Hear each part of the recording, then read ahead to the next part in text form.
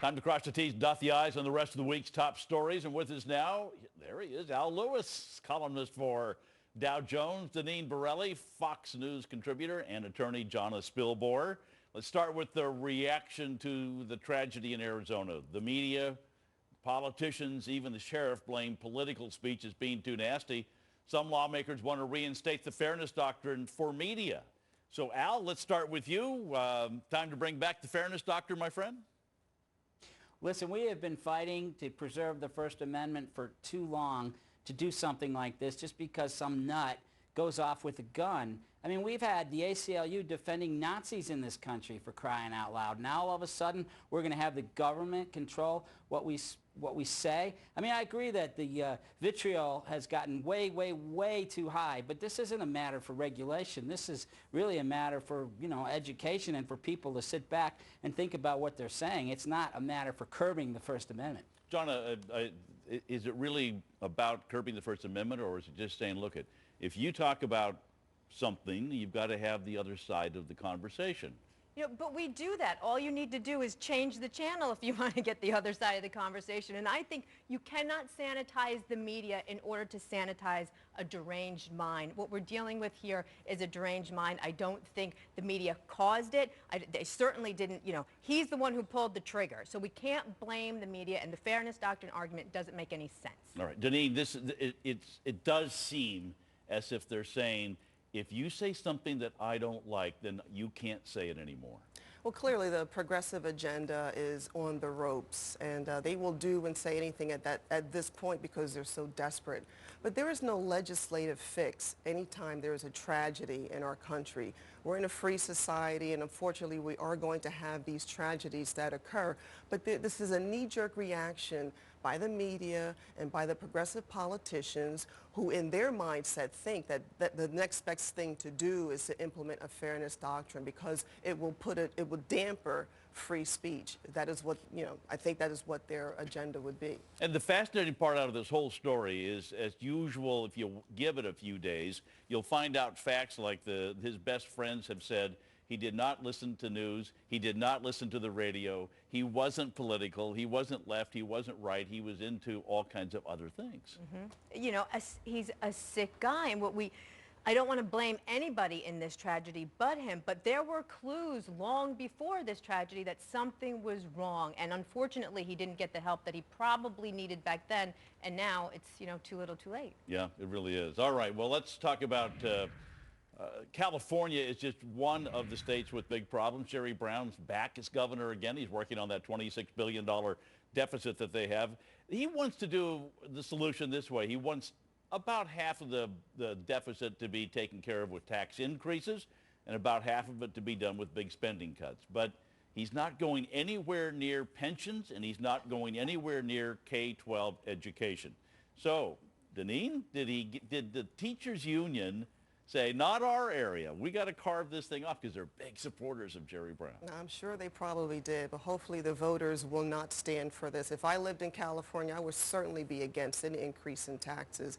What the state really needs to do is cut taxes, cut spending, and implement more job-friendly incentives for businesses so that they will stay in the state or come into the state to provide jobs, and that will spur the economy because there'll be an injection in revenue. All right, Jonna, this is kind of like the Bush tax cut argument. Mm-hmm. It's the opposite of it, because what they have is they had these temporary, which is the most permanent kind of program you can get, is a temporary program.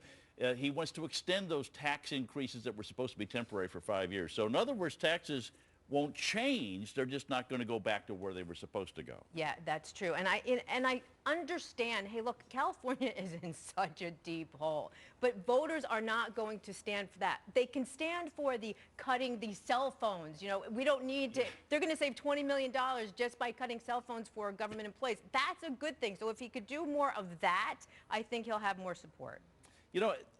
Al, one of the things, you got New York, a Democrat governor saying no new taxes. You got Illinois, where you got a Democrat governor saying 66% increase in taxes. You got Jerry Brown kind of splitting it both ways. Which one's going to win? You know what? somebody's going to have an adult conversation with the American people, with California, with Illinois, with New York, and who better than Governor Moonbeam, right? I forgot about this guy, and all of a sudden he's governor again. I guess it doesn't matter politically what he does. This might be his last hurrah. But the fact of the matter is that we have to do all of these things. We have to cut spending and raise taxes. That's just how much trouble we are in. And people who say, oh, we can't raise taxes, are really just exacerbating the problem. I'm not for tax hikes. I don't want my taxes to go up. But the fact of the matter is there's math, and the math doesn't add up unless we start raising taxes on people. If you raise taxes on the people, especially the little people, okay, you're going to cut into their disposable income. So raising taxes is clearly not the answer to this situation. They need to cut taxes, cut spending, and stop the progressive agenda let's take that argument of big to its government. extreme. Let's not have any taxes at all, and then everything will just pay for itself. The economy will boom if there's no taxes, right? That will add 30% to everybody's income, and we'll all be rich. I'll tell you what, I'll bet you all a large lunch or the drive-up window that they will try to fix this, and the minute they try to get it fixed, if they're successful in California, you know what's going to happen? They're going to go right back to spending more than they bring in again, and they'll be right back in the same hole, I think. Yeah. I think that's where they're heading in California. Possible. All right, let's talk about Arianna Huffington. The next time you get on a plane, you're told to turn off your cell phone, you might want to listen. One man, he became enraged because he was afraid that Arianna Huffington was going to cause the plane to crash because she refused to turn off her BlackBerry on a flight last week from Washington to New York. And what bothered the passenger even more was that he told the flight crew all about this thing. You know what? He said, forget it. So what are you going to do? You go to the flight. They have federal rules, and it doesn't matter. Does she just think that she's above and above the rules? But they've programmed us into thinking that, yes, if you leave your cell phone on, the plane is going down. And apparently that's not true. No. Now, that doesn't give her a license to keep. And of course she should have shut it off like everybody else. But that does, beg the question, how come nothing did happen? Maybe, people leave them on all the time by accident. I am convinced of that, and nothing ever happens. But she is not above the law, and she should have put her phone away like everybody else. I'm a pilot, and so I've studied all these things, and they're trying. They don't really have a good answer. Mm-hmm. And my son oldest son is a commercial airline pilot, and he said, he says it's not so much your cell phone. But he says if we all leave our cell phones on, it can really interfere with the fiber, the cables that are going underneath our seats that control the planes and the communication equipment. So do you leave yours on? I don't. And, there are rules that everyone is supposed to follow. And in this situation, we have the elitist progressive agenda here. I can do whatever I want, do as I say, but not as I do. This reminds me of Al Gore, for example, where he wants Americans to cut back on their energy consumption. Meanwhile, he flies around on private jets, can buy the biggest home he can on the ocean front, which is fine and dandy. Chuck Schumer left but don't tell us what to do. He got into it, too. He wouldn't turn his cell phone on a flight a few months ago. Al, you turn your cell phone off on a flight?